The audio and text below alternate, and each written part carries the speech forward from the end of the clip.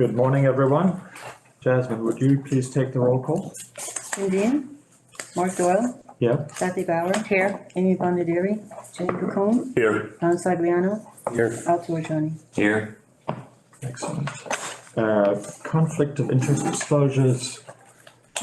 Anyone have any conflict of interest? Can say so later on. Well, seeing none, moving on. Proof of meeting notice Yes. has gone out. Bills and communications, are there any? None? Great. And looking at the minutes, do I have anyone to make a motion for accepting them? I'll make a motion to accept the minutes. Amy, thank you. I'll second. Don for a second. Kathy Bauer. Approved. Jane Pacone, Approve. Don Sagliano, Approved. Al Torrigiani. I don't think I could vote on it since I was not there. Can I? Abstain, okay. Mark Doyle. Approve. And committee reports. Did any committees meet? Oh, Oh, sorry, I'm jumping over the report of the treasurer. I don't know Yeah. why I did that. So, we don't have the report this month because of, we received our bank statements, late, so we didn't have a report in time for this meeting, but we will send it to the board, once, we receive them all. Gotcha. All right. Thank you for that. And now, are there any reports from the No reports from the committee. thank you. Unfinished business? None? Done? Great. So moving on to the new business, today we're gonna consider and discuss the approval of the final authorizing resolution for Hudson Todd LLC in Beacon.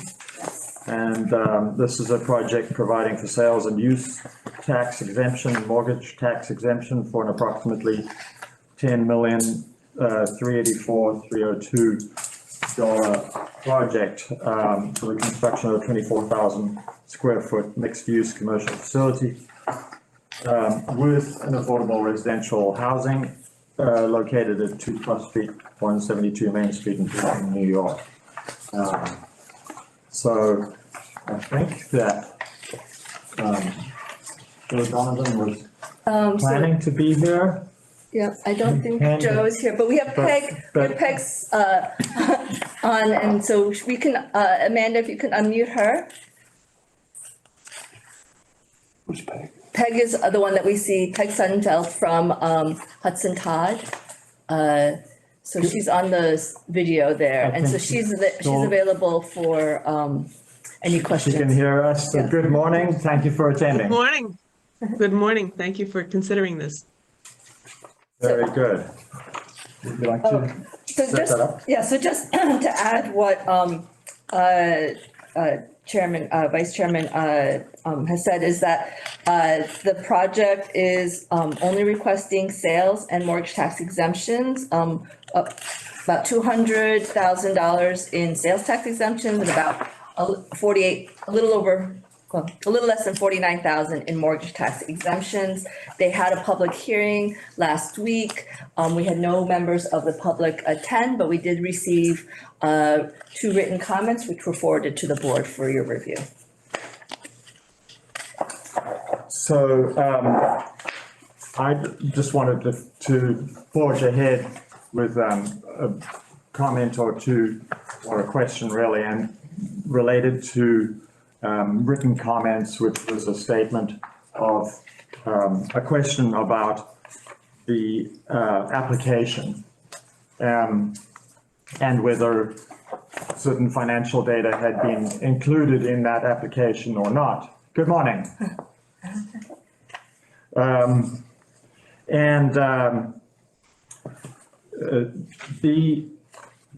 Upon asking more about this, and Don and Sarah, please, fill me in or correct me if I'm wrong about this. My understanding of our task here is that the reasonability test, the financial analysis of these projects is the basis on which we make our decisions. So in this or any instance, we're looking at whether what their profitability looks like and where it stands. And I remember at the initial meeting asking about that exact question, the return to equity, and making sure. Now, looking back, it would appear that the numbers from those grants are included in the reasonability analysis, and so there's no adjustment or no lack of information. So I just wanted to put that out on the table. Anybody else have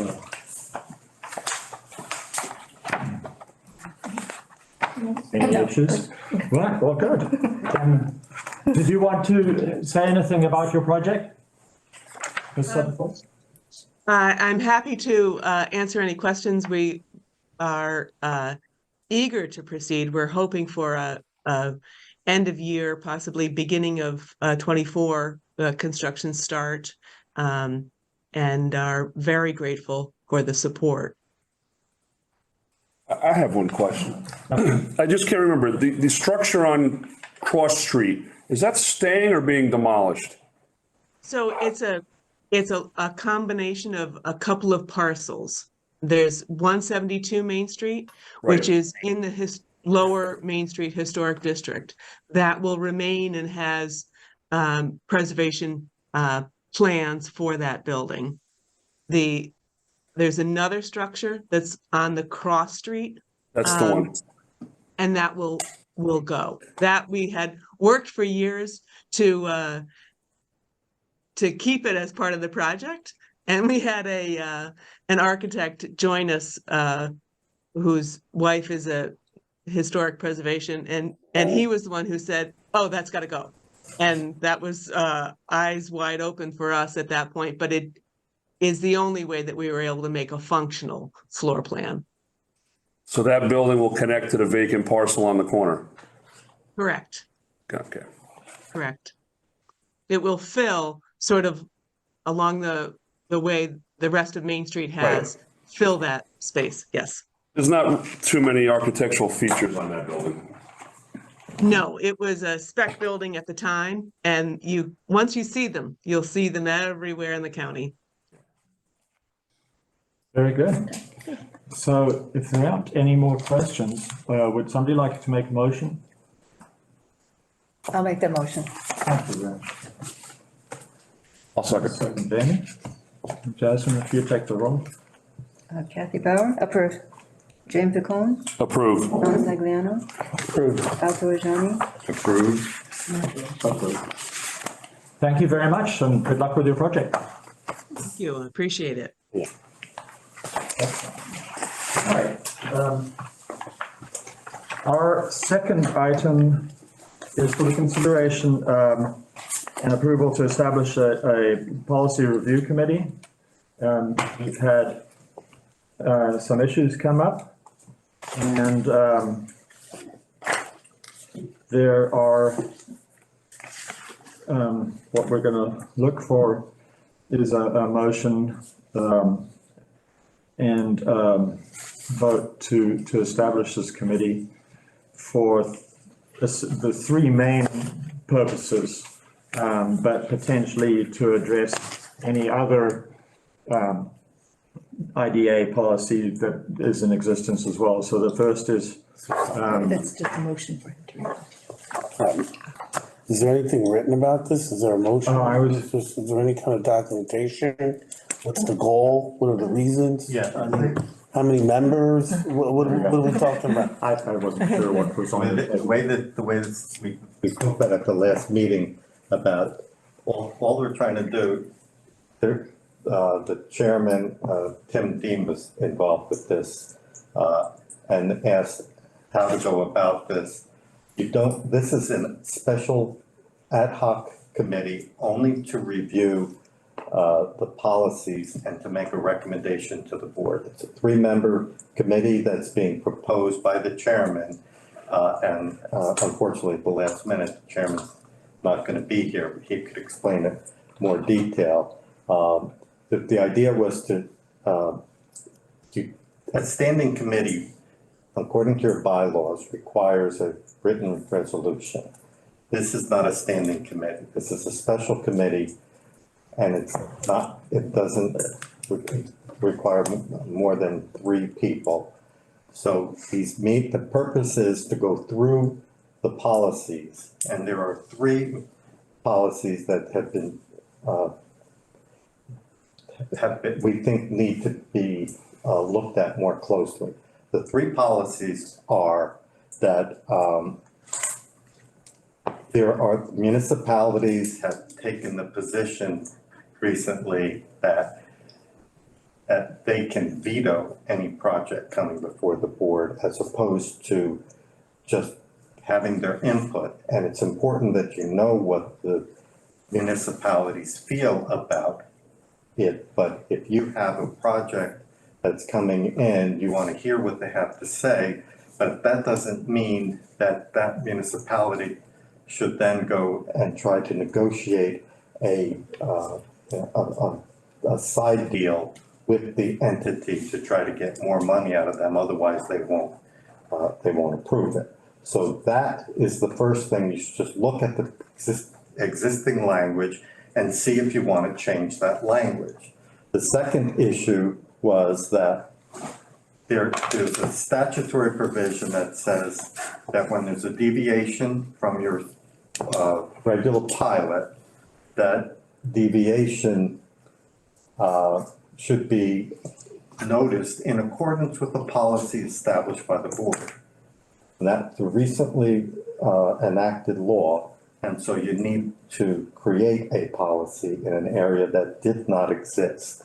And the third thing is that under one of the recent projects, a developer said there should be a distinction in your recapture policy between something where they're bringing in tenants and then they don't meet their goals, or if someone instead wants to just come in and create a building and do it instead as a build-to-suit, instead of a build-to-suit project, but more of a spec project. They're going to do it on speculation, and we don't do that right now. And so that's something that the committee should make a recommendation to the full board as to whether they want to do that. This came up as a question. We thought it was appropriate that you look at it closely and make a recommendation.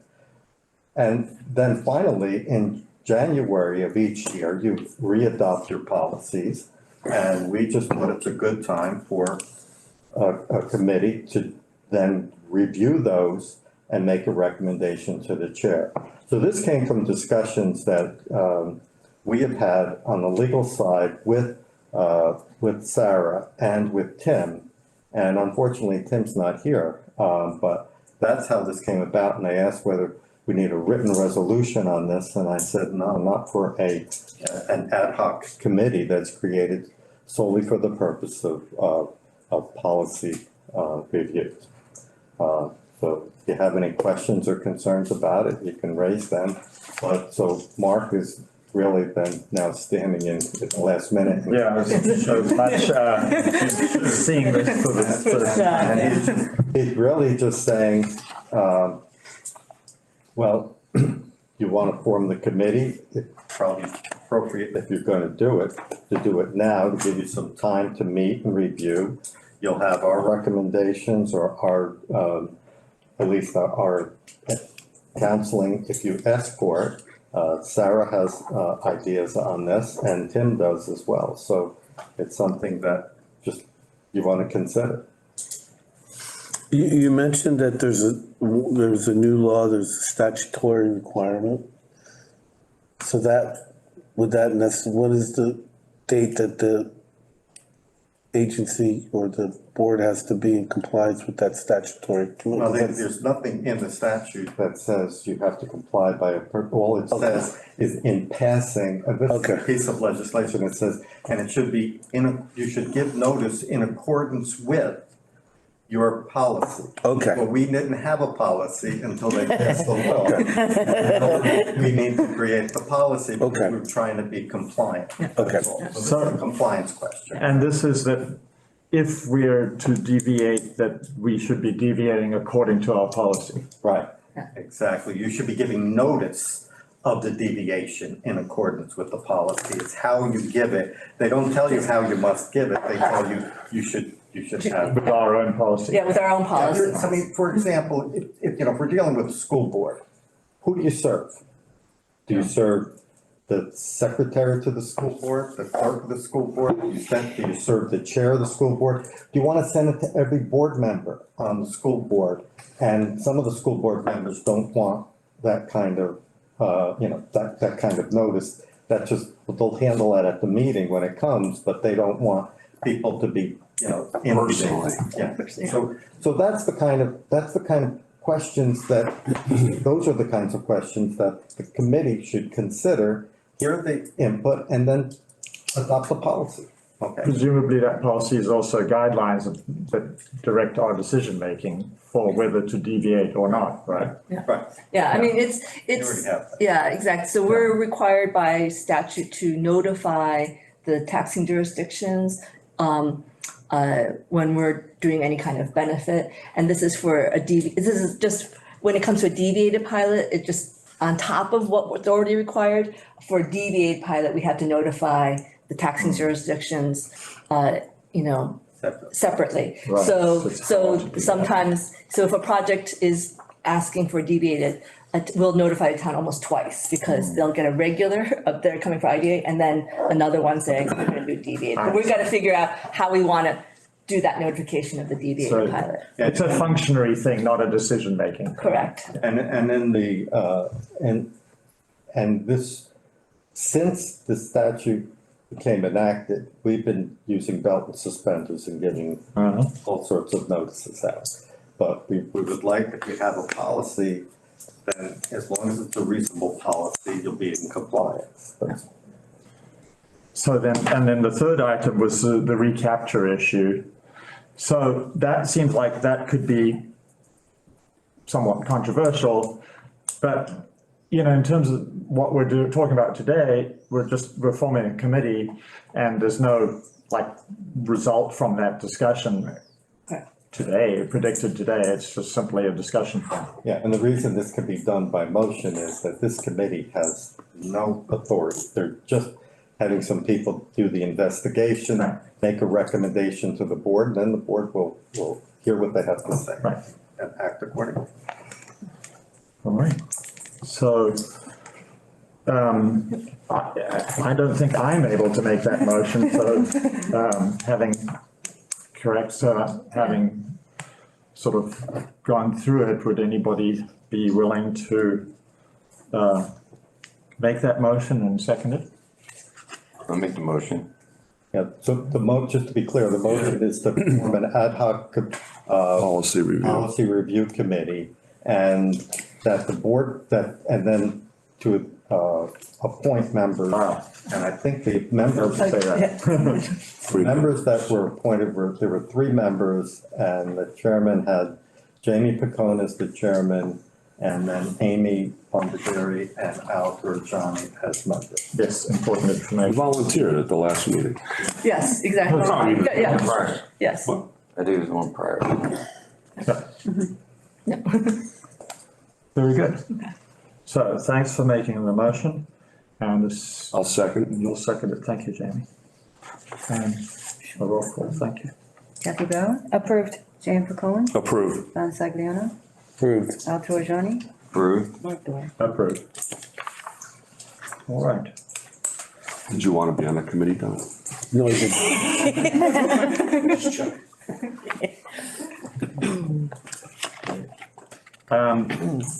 So, good morning, Molly. Good morning. Dutchess County Tourism is in to Milan to discuss with us their results from the past quarter, right? 2 quarters.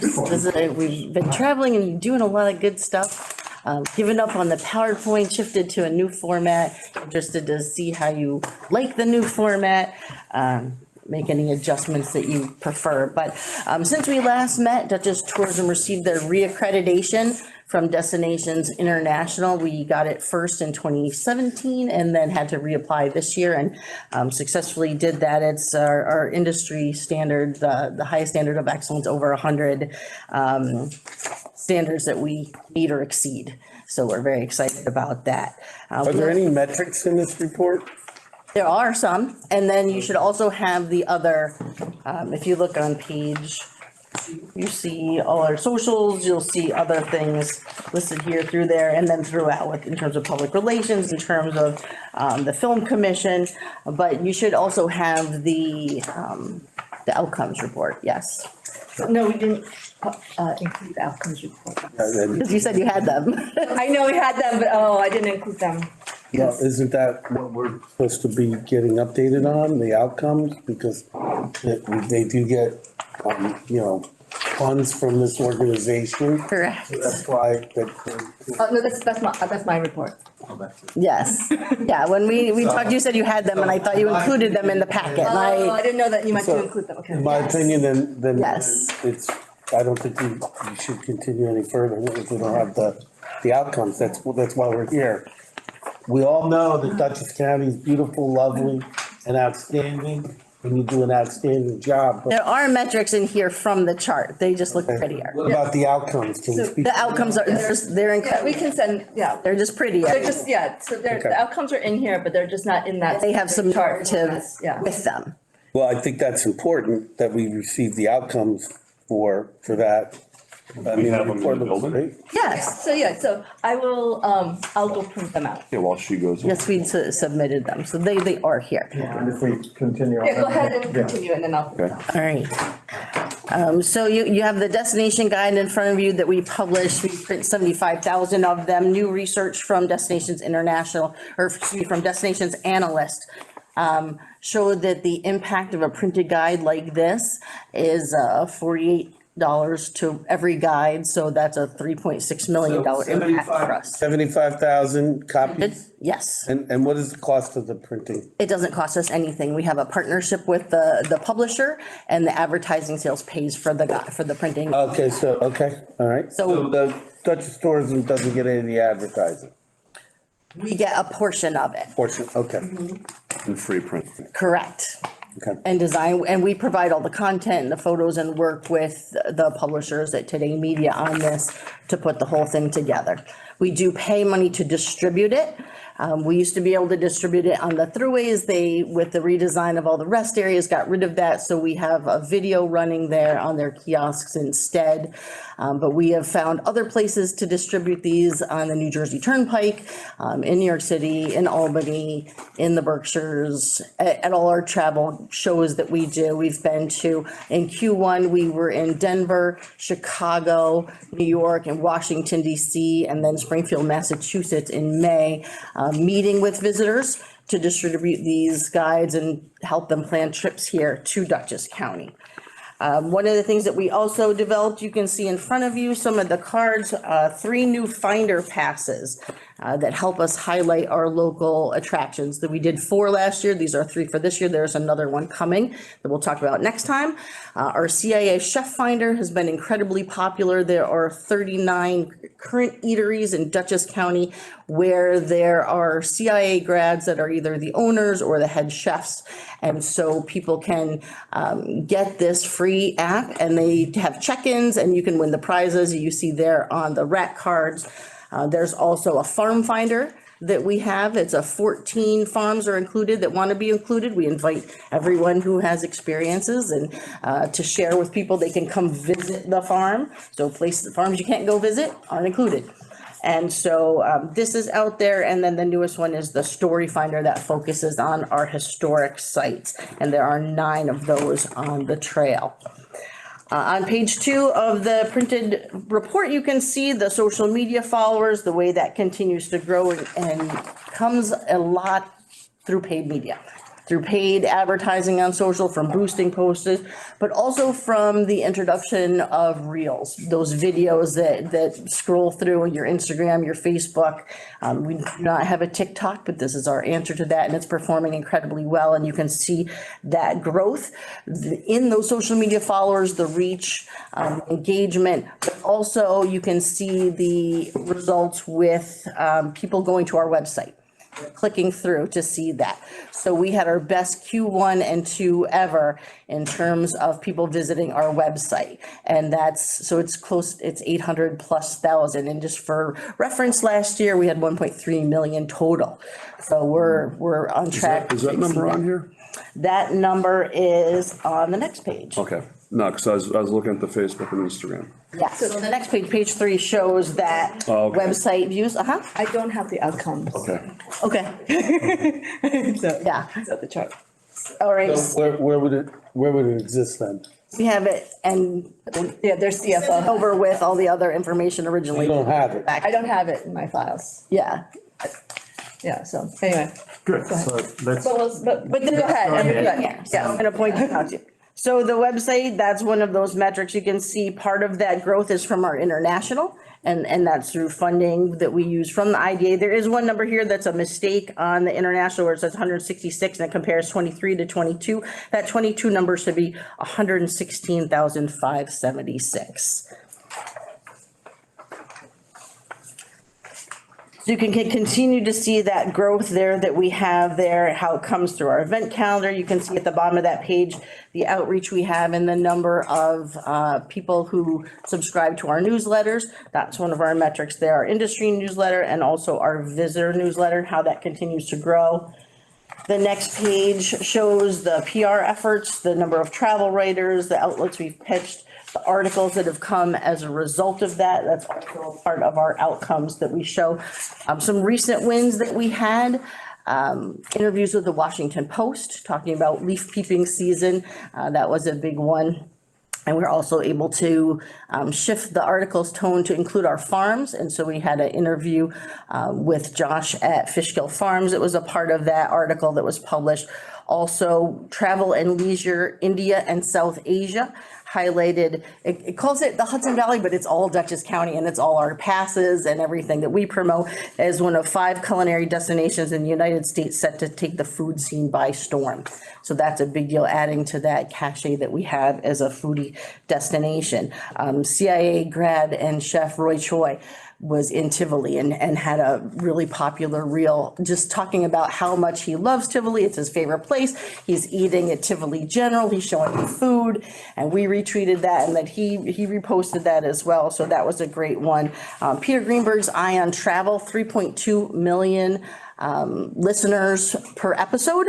We had him here at the end of June, and he was able to interview Bill Harris from the FDR Library, also Henry Seidel from the new Desai Blue Sake Brewery, Josh from Fishkill Farms, Tara Grebe from the Old Rhinebeck Aerodrome, and Dr. Ryan from the Culinary Institute of America. So that was a really terrific podcast. You can still listen to it. If you Google Eye on Travel, Dutchess County, you will find it. And I can also send you that link if you're interested in that. So some great PR wins, our advertising with our Elevate Your Narrative campaign. That's been running all summer. We'll have metrics to share after that campaign concludes. For filming in Dutchess Tourism responded to 40 requests in Q1 and 2 for assistance with everything from crew members looking for work to location scouts to people looking for permit information. We've also met with the state, with the governor's office on the new expanded and extended film tax credits, which are going to be significant once the strikes end. The strikes have been a huge problem. Our hotels, 4 hotels in Fishkill, lost a ton of rooms when that strike was announced. People just moved out. We were getting ready to kick into high gear, so that's going to significantly impact, our housing, our lodging, the films that come to the area while that strike is happening. In what quarter would that be affected in? Q1, Q2? No, 3. It was like June, July for most of that. So that's the first part of that. You'll see if you look on page 11. Expecting underperforming outcomes then? Exactly. Okay. Yes, And room tax then. exactly. The good news about that is I've heard the article. the room, it happened during what is the start of our busy tourism season. So we'll have to see what that looks like. But it's not awesome. Looking at Q1 and Q2 occupancy tax right now, a number of properties are delayed in paying their, what they owe. If all comes in that is expected, Q2 will be 5.74% over last year. So that's good news. So we'll see what that ends up looking like for the summer, if we are able to offset with leisure travelers what we're losing from the film You production. talk about the hotel tax? Yes. There's people that are delaying? Isn't that- They always come in, Isn't that paid through the county? yes, and we get reports from the county. So there's people that haven't made their payments? Correct. That is always true. For payments or reports, I wonder. The report we get is it shows what the collected tax was, and then they estimate what is still outstanding. So if what they estimate that is still outstanding all comes in as it should, we will be up 5.74% in Q2. Q1 was, I think, down like 1% and change. So on page 11, you can see outcomes from the Hudson Valley Film Commission. Those are their outcomes on the chart exactly as is. 4.1 million in Q1 and 2 in direct spending, more than 11,000 room nights, 38 production days, 28 locations, 80 scouted locations, 95 film-related jobs created, 4 events they did, including one with us. We had a film industry panel that we hosted with the Hudson Valley Film Commission, with Umbra Stages over in Newburgh, and with some casting folks that we had more than 41 people attend. They were packed in at the City Hub. We could not fit more. We had a waiting list. So that was a great event to help people understand how to work with our film industry in the county and in the Hudson Valley. And you can also see on page 11 that 52% of the whole hotel rooms for the region were booked in Fishkill and Poughkeepsie, even though a lot of filming happens at the studios over in Orange County. So we get those room nights here. 28 locations were used in filming in Dutchess County this first half of the year in Amenia, Beacon, Fishkill, Hyde Park, Milan, Millerton, Poughkeepsie, Town and City, Red Hook, Rhinebeck, Statsburg, Washington, Town of Washington. Productions like Billions, Life and Beth, Pretty Little Liars, Severance, a film called Article 1 with, TV series, with Robert De Niro. What's significant about the bottom 4 there, those are return visits. Those are for second seasons, third seasons. They had great success here and wanted to come back here. So that was really significant. We like that to keep them here because they could go anywhere. And other productions have gone other places. So that's very good for us. On page 13, you can see some of the work Arts Mid-Hudson is doing. They have had and reviewed and sent out funding for their partners in the arts that comes from the IDA. You can see the list of events and organizations that receive funding from that grant program, and really focused this year on events that will have an impact for tourism. So they expect that 52, almost 53,000 people will be served from that. Some of them will still be locals, but a lot will be from outside the area already. The Galagatza Festival, they estimate that had between 8,000 and 10,000 people there. I was there, it was packed, it was fantastic. A wonderful event that's really important for our community, our arts and culture. If you go to the back page, you'll see 308 attendees at different networking and business support events there for their Arts in Action and other networking events that are hosted by Arts Mid-Hudson. That is also one of their outcomes. The Bardavon shared that $339,000 economic impact from the 8,500 people that have attended their events. That's the first time I've seen that formula that they were able to share with us from the Americans for the Arts Economic Prosperity Study. Some other outcomes on the bottom there from Archman Hudson regarding their social and their website. You can see there that continues to grow and expand. Their Duchess Handmade Pop-Up Shop had 50 artists that were paid out almost $7,000, and 500 shoppers came through there in May around Mother's Day. So it is working hard to do the good work and bring people here and bring their dollars here. I apologize. I thought that Sarah had the outcomes when we talked about it the other day, and so we'll make sure that they're. And we'll send that to the board. No, thank you, Maureen. Thank you. I think it's interesting that Make sure we have those in advance of our Yeah. meeting. Q3, please. when you look at the amounts of money spent on different projects, when you see these very small funding amounts for this large number of groups, you know, the Anneman Castle Trust and Jazz in the Valley and Wassaic Project, and that quite long list, those are small amounts, but with quite a very big impact. They do, and it's not just, that's not the only cost that goes into that, and they get funding from other places too, but it certainly is significant and helps them considerably. They also have, through the county funding, they do capital grants, so a lot of them also apply for those for different things as well that contribute to the success. Yeah. Well, I was always solicited for bannermans. And, you know. They do a great job, they have a ton of programming out there, and. Movies on the island and dinners, yeah. I love the way they've continued to grow and expand and give people a reason to go back again and again. Because if they hadn't done those things, if it's just a tour of the island, you go once and you've done it. But now they do a lot of other things to bring people back multiple times. Good. Well, thank you very much. We look forward to seeing the report format as well. Yes, absolutely. Now I'll resend those when I get back to my desk. I am gonna excuse myself. I am on my way to Rochester.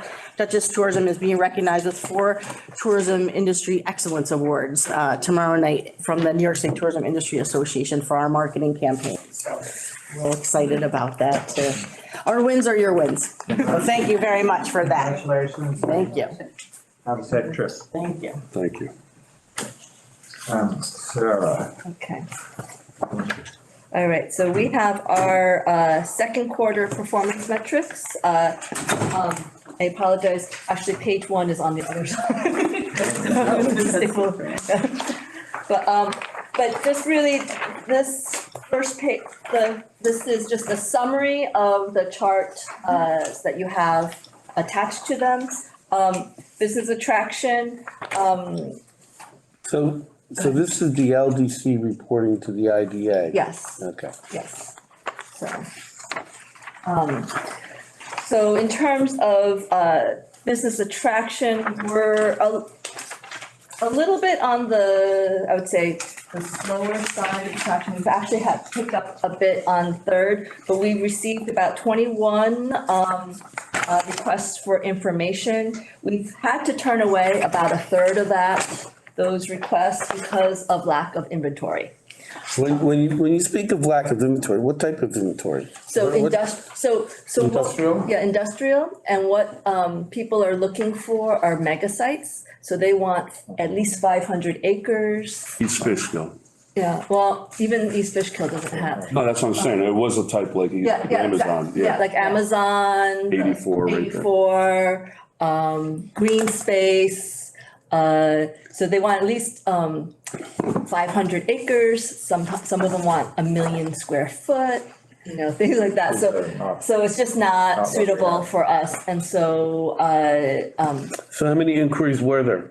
so altogether, we've received 21, Okay, and you had to turn around what? a third of those, so So 7. is that 7 or Yeah, 6? Okay. 7. Okay. So, because of that.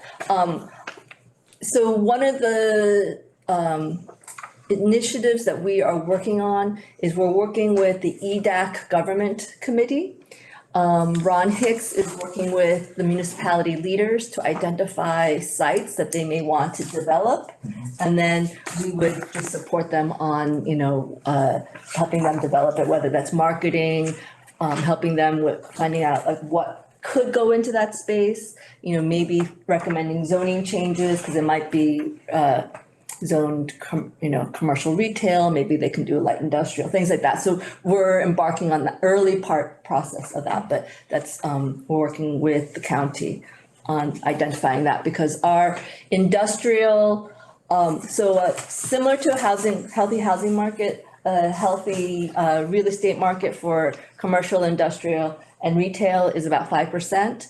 Our industrial vacancy rate is 1.9%, and our retail is about 6.7%, and commercial 6.3%. So while they're above 5%, it's still very a tight market. So we just don't have a lot of that kind of space right now. So it's been challenging, but it's a good place to be, but it's challenging. Yeah. So, yeah. I'm a little confused. Because this speaks, I'm looking at this page here and it says Local Development Corporation.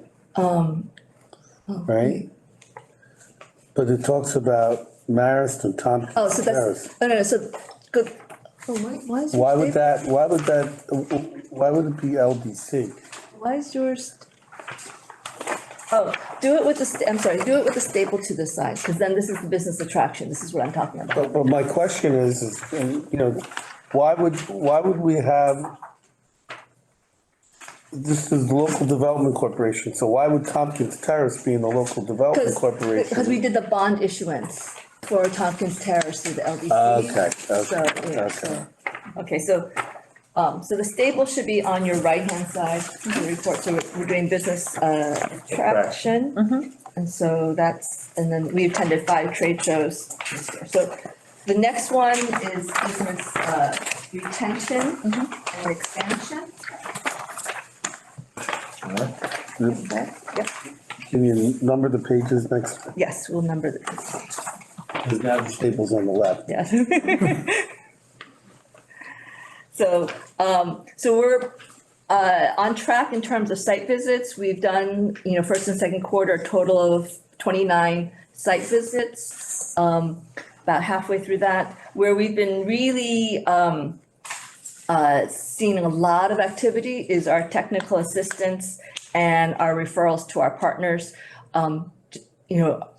First quarter, we've already seen, or first and second quarter, first half of the year, we've seen 112 businesses asking for technical assistance, which resulted in 172 referrals to our economic development partners. What's an example of technical advice? So a company will come to us and say, we're looking to expand by offering another type of product. But we need help maybe making a prototype, or we need help purchasing machinery. So we go with them and we look at what kind of machinery, we bring in our partners. So if there's any grants or financing, we give them assistance in, like, we know, we have good relationships with all the local banks and knowing what they like and not like to finance. So we'll say, based on your project, you might want to look at, contact these 3 banks and, things like that, in addition to the bank. Or sometimes I'll say, I went to a loan from my bank, but they said, no, is there another bank that might be friendly, things like that. So you're getting one of those inquiries a day? At least, Okay. at least. So, What about inquiries about how to handle contacts and situations with governmental agencies? so we get that as well. Yeah. So we'll often get questions if, let's say, a business is having, an issue with zoning or a question about zoning, we can refer to them, and they never contacted their local office. Sometimes we'll say, you might want to contact county planning, or you might want to contact your local assessor's And who would they office. contact, who's giving them that insight? Is that all done with you, or are there other members of the team? So it's me and Renee, Okay. between the 2 of us. Okay. We're the main Because contact for that's that. the more technical advice on machinery or those sort of things, outsourcing? Yeah, so depending on what they need, like prototyping, co-packer, things like that, then we kind of vet them, and then based on that, then we send them to the right partners, and make the referrals. So, and some of this technical assistance also even comes from municipalities, 'cause sometimes municipalities will contact us and, have questions about, the IDA or, how they can use the IDA to help incentivize certain projects that come, across their table. So as a result of, so we've been seeing an increase in technical assistance over the year. So as a result of that, we have launched on our website the Think Duchess Entrepreneurial Hub. And it is, I speak about it a little bit on the other side of this newsletter, but if you go on our website, you'll see a tab that says Think Duchess Entrepreneurial Hub. It'll bring you to a page where it's searchable. All those resources are searchable. So based on what the company needs, whether it's financing, like a business plan, a mentor, Excuse me. Thank you. You're welcome, thank you. I'm sorry to Thank interrupt you. everyone. So these are the tourism outcomes.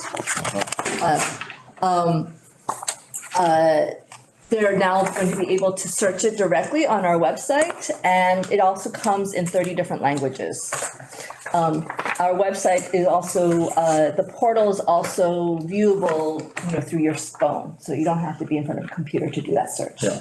So, hoping to increase accessibility to these services and our partners. How much does that cost? So that costs, 15,000 a year. That being specifically the hub. The hub. Providing the hub. Yes, providing the hub. And who provides it? So it's a platform called Startup Space. We are the first entity in New York State to use them. Other EDOs that use them is the state of Michigan. Is that cloud-based? It is cloud-based. So if a entrepreneur or somebody's using this space, it's going out to ether, and what type of security is located on that? So they have security, the platform has security measures that abide by the county security information. It's part of our And contract. who are they connecting to local specialists? So that's us. So what we do is we fill the platform with information about our resource partners. So it's the Workforce Investment Board, it's not just tourism, it's the Small Business Administration, co-working space. Those are all information that we fill in ourselves. You fill in like with links or with data or with? With contact information and kind of like information about the organization. Amanda, I don't know if you can show the screen. Sure, let me just pull it up. If you're able to do that, but you'll see it's searchable, and so it's kind of a shingle. All our partners have a shingle on there, and they have the ability to change the information on the shingle. she can be able So to she's gonna do that. She has to bring it up. Is New York State contacting Dutchess County regarding the 2 empty prison sites? 'Cause that's a whole nother, Yes. I keep reading about that. New York State will determine. Yeah, so it's New York State owned, and so New York State will determine what will go into those sites. So now, does the company enter their name and information on this thing? So we enter the information about so a company will do the search. They do the search, right? So they want to search by area support. So they want business counseling. And then we do search. And then these are all our partners that can provide business counseling. And it has their contact information, their link. And so, and then they can click into it and so like that's just score, and they'll learn more about them and then get connected to the resource. that way. So the idea is gonna save you a whole bunch of time on the phone or Yes, doing yes, yes. individual.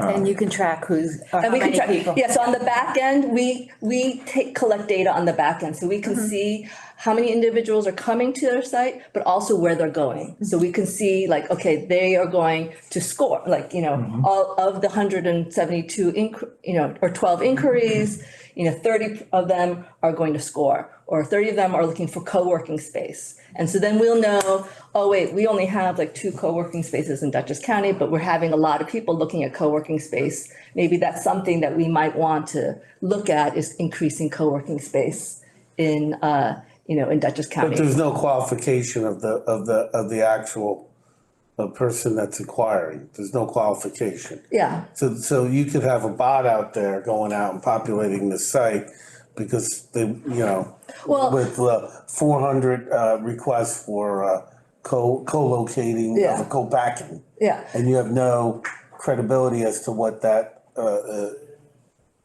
where that's going, right? Yeah, I mean, we could have a bot doing a search. It would be, I mean, And since this is out in the cloud. yeah.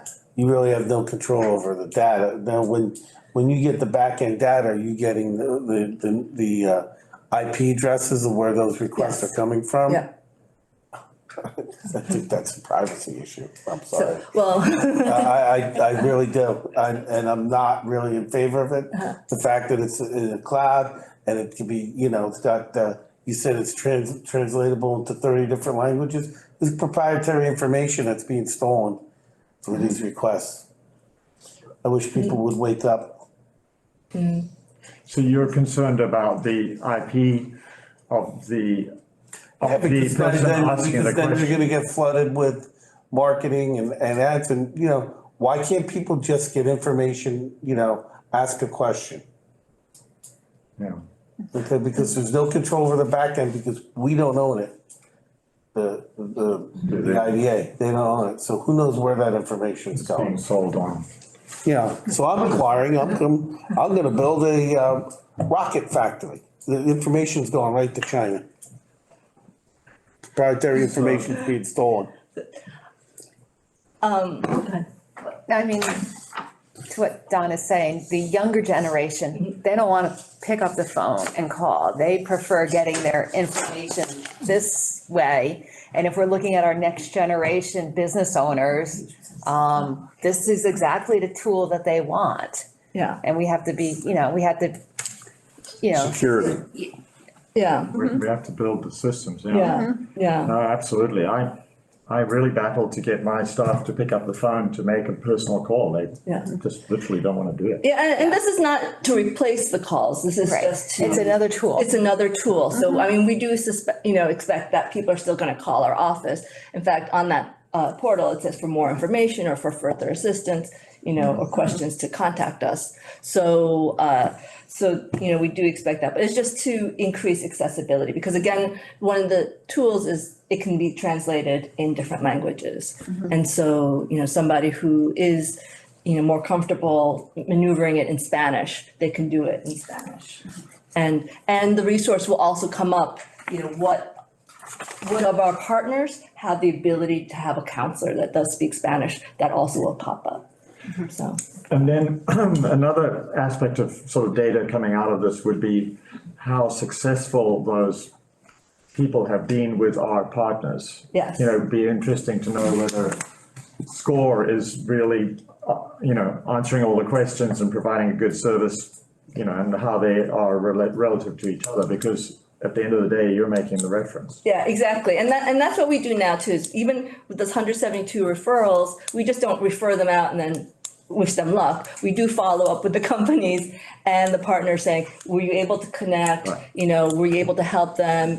If they weren't, we ask why, and then we, we'll find another resource. So it's not just simple like one call and goodbye, but we are in contact with these businesses. Thank you. Okay, so the next one is marketing. Overall, we're doing well in our marketing metrics. What page is that? So that is the next page, right there, that one, right there, Right-hand statement. right-hand statement. Marketing program. So, you know, we're obligated with our county contract to advertise in at least one industry cluster, which we did earlier in first quarter. We are proactively pitching our stories. Our social media channels are all experiencing an increase in viewership, and Instagram being the largest, we're seeing the largest increase in engagement on that. So, which is saying to us that our content is reaching different audiences, because typically our standard content is LinkedIn. That's where we, you know, we're really targeting our content to site selectors. But the fact that Instagram is showing a lot of growth is that livability and the quality of life advertising is doing very well. So that's really on that. Any questions about The marketing? media relations, the difference between Q1 and Q2, those are some crazy numbers.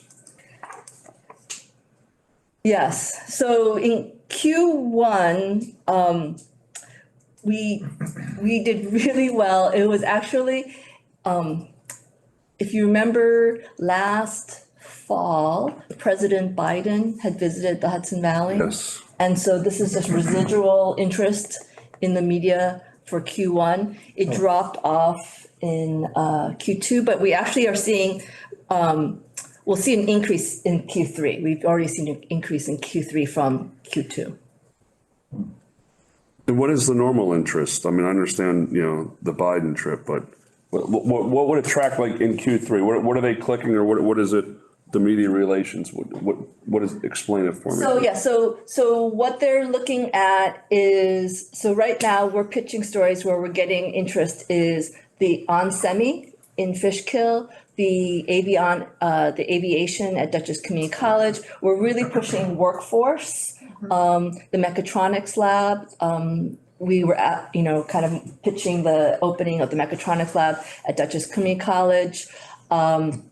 So we're seeing a lot of interest on that as well, so. Gotcha. Good. Okay. And then the last two is the outcomes of the IDA and LDC. So,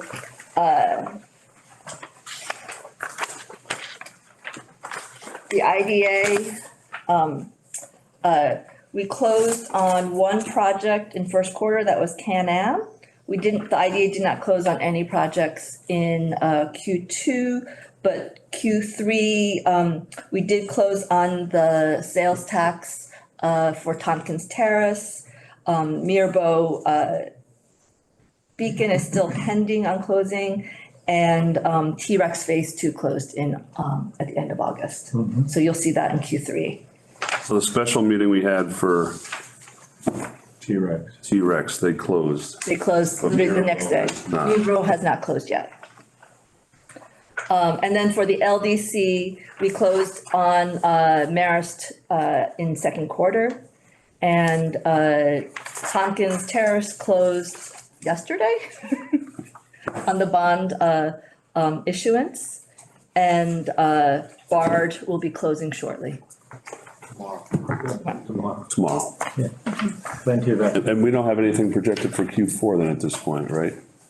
So no, Okay, that's fine. Actually, Mirbeau is probably moving to. Oh, okay. yeah, But then Bard's coming back at some point for the theater. yes, Next year. this next year.